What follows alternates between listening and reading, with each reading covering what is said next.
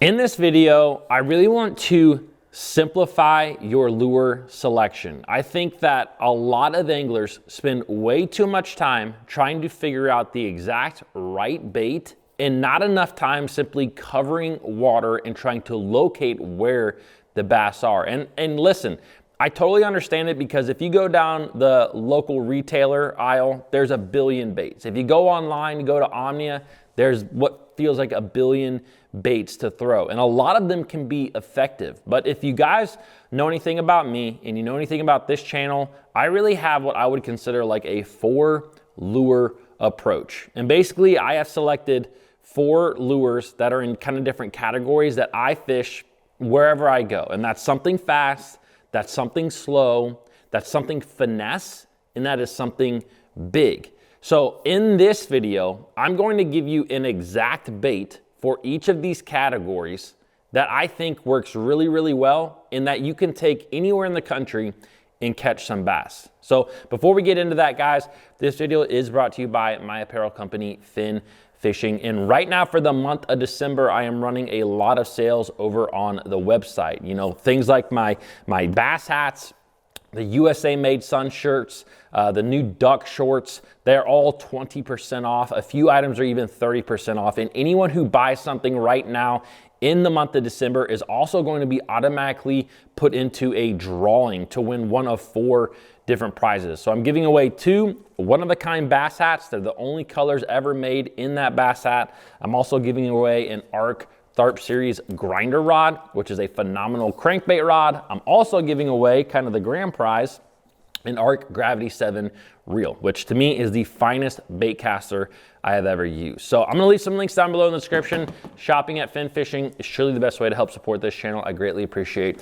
all of you who have done so. All right, guys, let's talk about simplifying your lure approach or your lure selection. And in this video, like I said, I want to give you a lure in each of those categories: fast, slow, finesse, and big, that I think you can have just these 4 baits, go anywhere in the country and catch some bass. So lure number 1, this is absolutely, I really thought about this for a couple of minutes.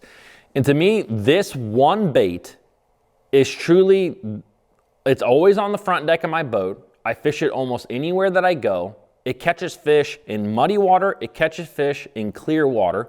It catches smallmouth, spots, and largemouth. I've caught all 3 species on it. And it doesn't matter what the water temperature is. There's a lot of baits out there that, you know, they work better in certain water temps. And this bait still has areas where it's going to work better, but it is such a versatile bait. And to me, it is probably the #1 fast moving bait that you can really learn and really master. And that is a chatterbait. A chatterbait is truly the one bait that I would just try to learn.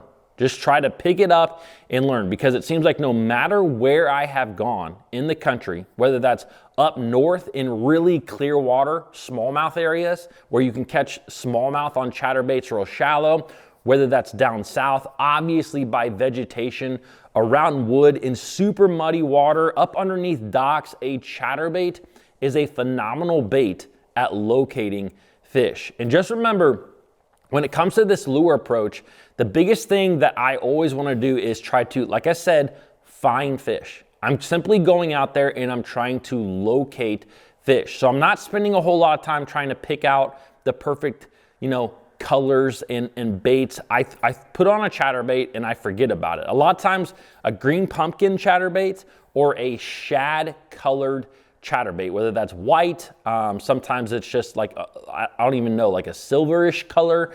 Those are the 2 that I'm going to throw. In lakes where I feel like fish are eating more on bluegill, on lakes where I feel like bass are eating more shad, I'm going to pick one color over another. But a chatterbait is truly one of the best baits that I think that you can master. To me, it just, and the other thing is you can fish it in so many different water columns. Like I have skipped chatterbaits up underneath docks before, where I'm keeping that bait like a foot below the surface, and bass that are suspended underneath boat dock floats will come up there and eat that thing. I've also slow rolled chatterbaits, fishing them a lot the same like I would kind of a medium depth crankbait, where, you know, there's a couple of lakes by me where, you know, you break out like a 6 to 8 foot diving crankbait and just go down the bank because you kind of have these rocky banks.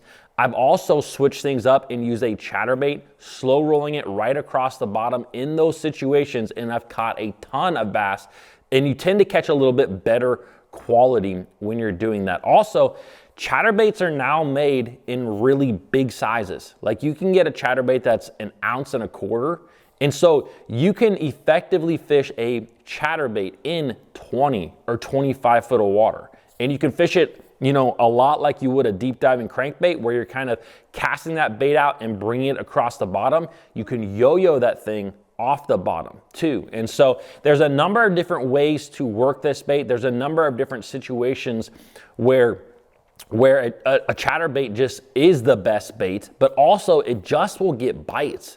Like, it just gets bites. I don't know, honestly, what it is about the bait, because it seems like no matter where you go across the country, that thing works. So if there's one fast moving bait that I say master coming, you know, going into 2025, it is a chatterbait. Master that bait. All right, let's talk about lure number 2. And this is one of the most popular of all time, but it is so effective, and that is a Texas rig. A Texas rig is by far, it's very similar to a chatterbait. You know, a Texas rig, you can fish it in 1 foot of water, flipping and pitching into, you know, trees and grass and laydowns and whatever type of cover. You can fish it across rock. You know, you can easily drag something across rock. You can add some weight and fish it really deep. You know, add a 1/2 ounce weight on a big worm Texas rig.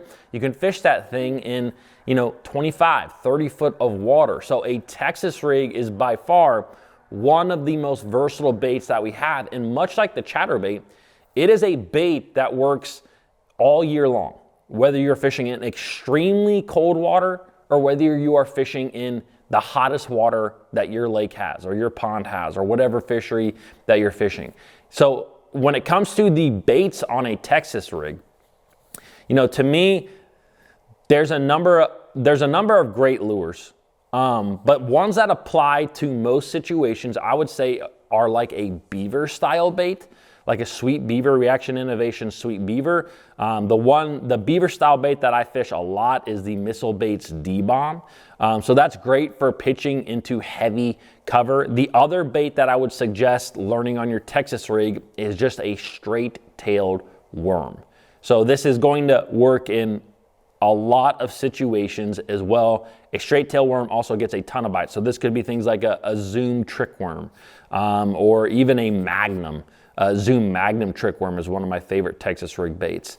So anyways, those 2 baits alone, you can fish in a Texas rig no matter where you go in the country and catch fish. And you can fish it in all types of cover. So chatterbait is a fast moving lure that you should master. A Texas rig is definitely another one that you should master. Now let's talk about something finesse.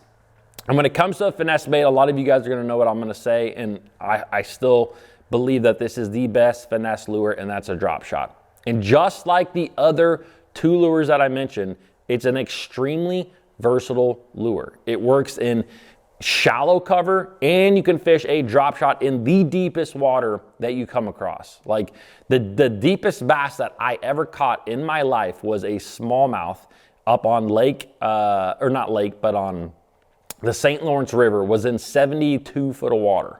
It was like 72, 73 foot of water, caught it on a drop shot. Okay, it was just a tiny bass. It was only that big.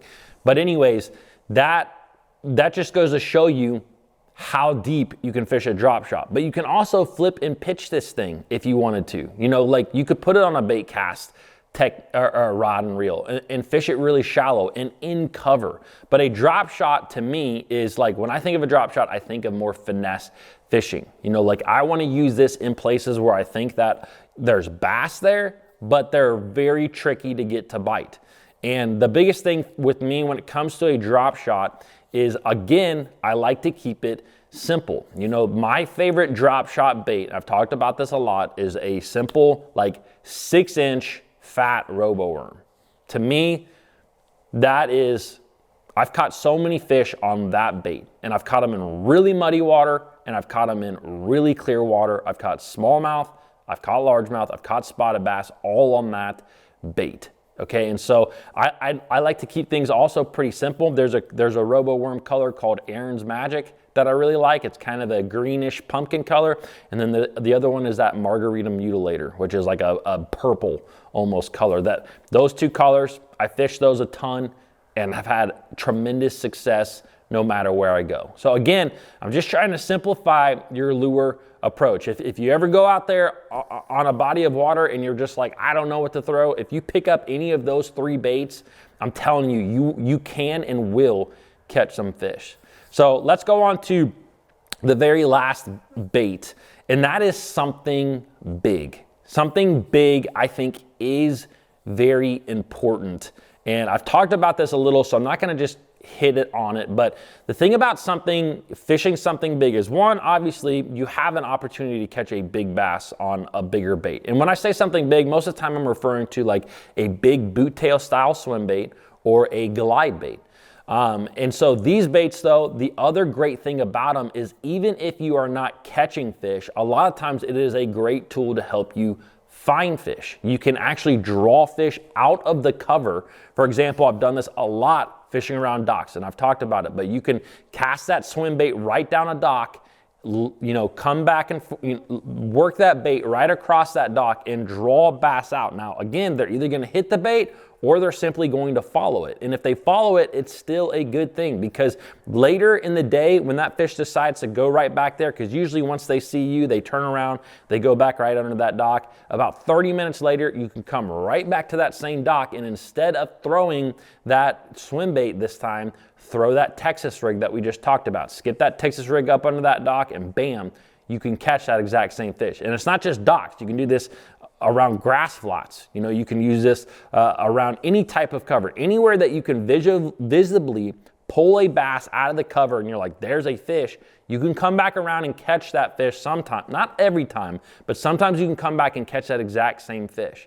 And so that's the thing that I love about a glide bait or a big swim bait, is it shows you where fish are. And it also can tell you when fish are in an area and the timing is not right, because sometimes you'll go through an area, you'll fish something fast, you'll fish something slow, you'll fish something finesse, and you're just not getting bit. You pick up that big bait and you throw it around that area, and then all of a sudden you start drawing, again, you're drawing fish out, and you're like, man, there is a lot of bass here, but my timing is off.